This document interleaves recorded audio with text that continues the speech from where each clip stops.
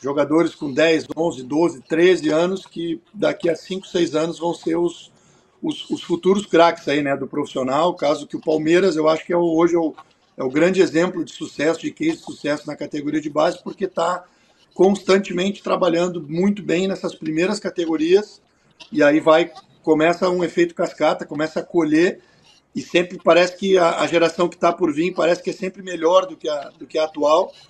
Então o São Paulo acho que tem que recuperar um pouquinho essa memória de um trabalho que fez aí há uma década atrás, que foi referência no Brasil, e que o Palmeiras eu acho que se inspirou e hoje passou a ser a referência, mas o São Paulo sabe exatamente como fazer e tem profissionais competentes. Acho que tem que resgatar muito rapidamente aí esse trabalho de excelência na categoria de base. Vou pegar esse gancho aí, já que você está elogiando o Palmeiras, o Giardini. Claro, sem dúvida nenhuma, eu concordo com você, é uma das grandes bases hoje do Brasil, é do Palmeiras, mas o Palmeiras também tem um elenco muito forte, tem jogadores muito experientes e interessantes.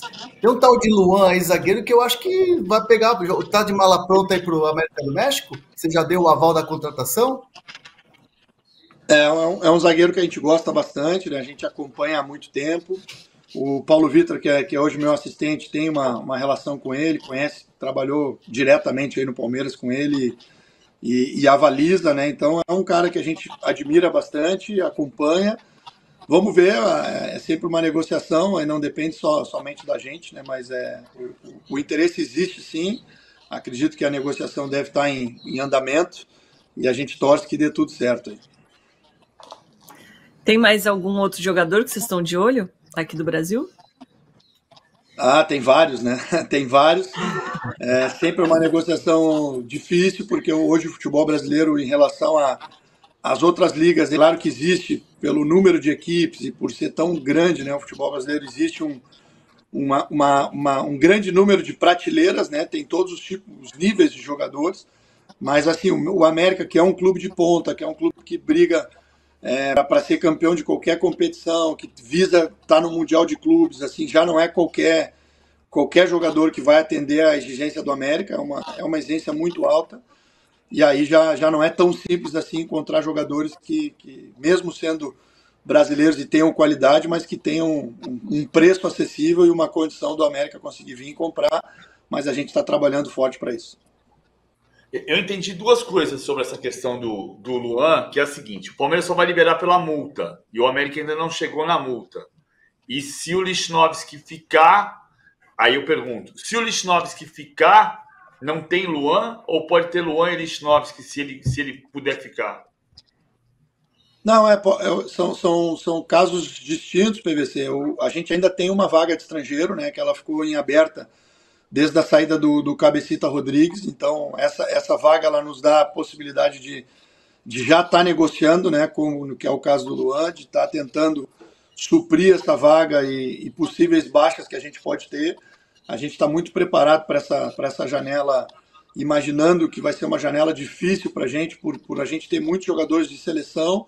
A Copa América ela é uma vitrine muito grande, né? Então a gente tem o Cáceres hoje, que é um zagueiro de seleção uruguaia, a gente tem o Brian Rodrigues, a gente tem o Richard Sanches na seleção paraguaia, o Diego Valdez e o Lichnowsky na seleção chilena, mais Malagon, mais alguns jogadores na seleção mexicana, né?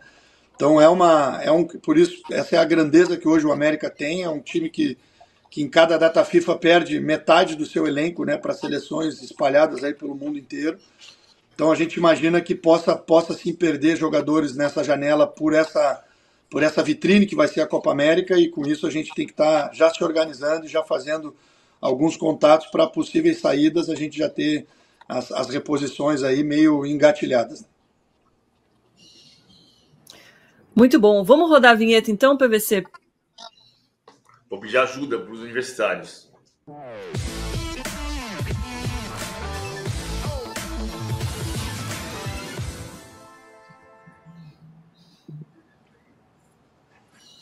Jardine, é para você me corrigir, tá? Aliás, você faz junto comigo, se você puder, porque eu não vi o jogo contra o Uruguai, o 4-0 do Uruguai anteontem.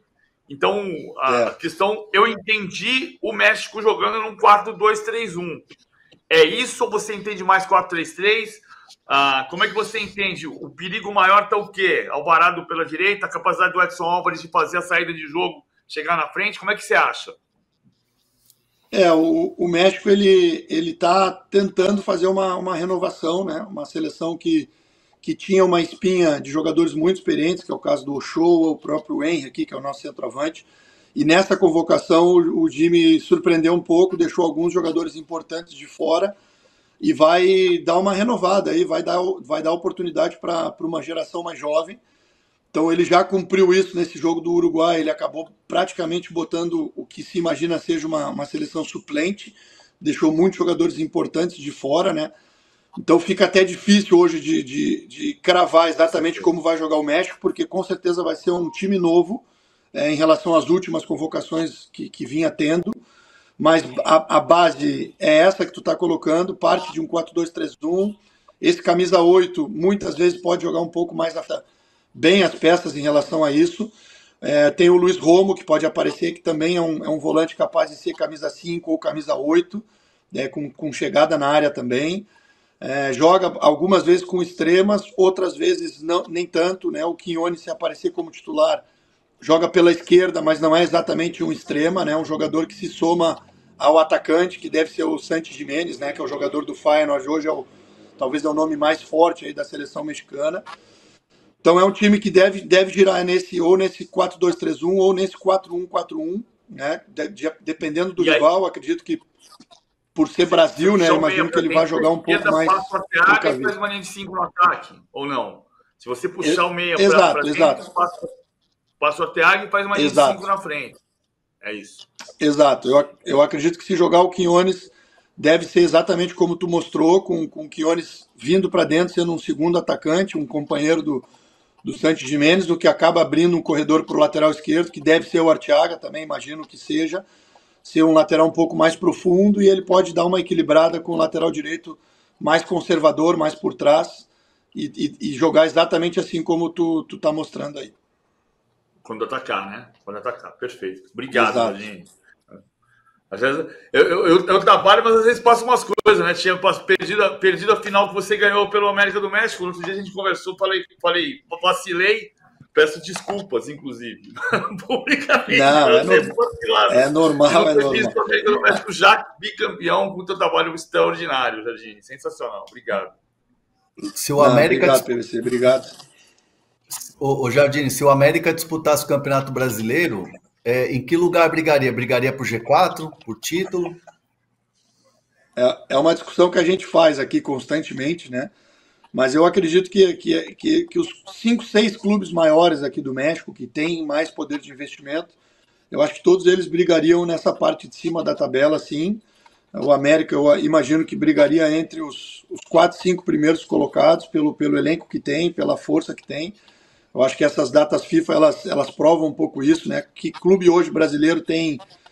A gente já chegou a ter 11 jogadores convocados em uma mesma data FIFA, né? Isso mostra um pouco o valor, o peso do elenco atual do América.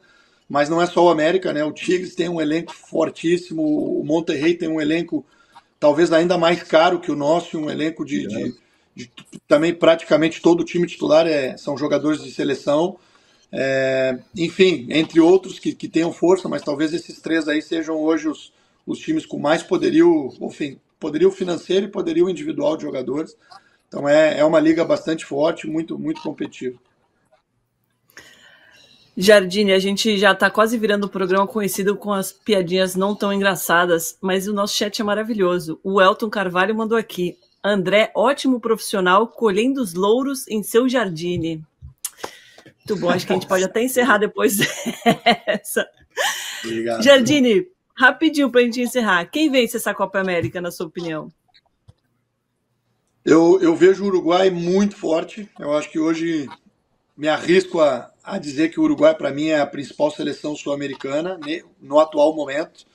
E aí, conhecendo bem aqui essa geração, porque alguns jogadores dessa seleção uruguaia jogam no México, né? O Maxi Araújo, o Brian Rodrigues, o Cáceres, que é nosso. Mas é uma geração jovem, com muito talento, né? Com um grande treinador por trás que conhece o futebol mundial como poucos, que é o Bielsa. Então, eu acho que tem que estar de olho no Uruguai. Acabou de dar uma atropelada aí na seleção mexicana, que não é normal, mesmo tendo jogado com com suplentes, ninguém esperava, né, essa desigualdade tão grande. Eu acho que mostra, está se reencontrando, né? Eu acho que os 2 amistosos finais deram um ótimo sabor na boca para todo mundo desse início do Dorival. Eu acho que o Dorival está muito, muito preparado. Eu torço muito por ele, além de ser um admirador e um fã da pessoa. Eu acho que é o profissional, nesse momento, correto para estar à frente dessa missão, né, de seleção brasileira, que a gente sabe o peso que tem, a dificuldade que tem. Mas vejo o Dorival muito, muito preparado. Já mostrou um pouco das suas ideias nesses 2 amistosos. Mostrou um Brasil convincente, um Brasil capaz de controlar o jogo, de dividir protagonismo com 2 grandes seleções, né, que jogou. Então, acho que o Brasil tem bastante chance de se reencontrar aí, de fazer uma grande Copa América. E para mim é impossível não colocar o Brasil como pelo menos um dos 3 grandes favoritos aí para a Copa América. Mas eu acho que não foge de Brasil, Argentina e Uruguai, mas também quero dar um asterisco aí para a seleção americana.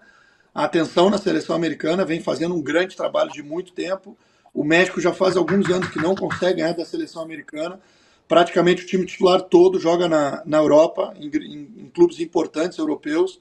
Então é uma seleção que também não se surpreendam aí se fizer uma grande campanha, porque vem de um trabalho longo e com uma seleção bem, bem consolidada.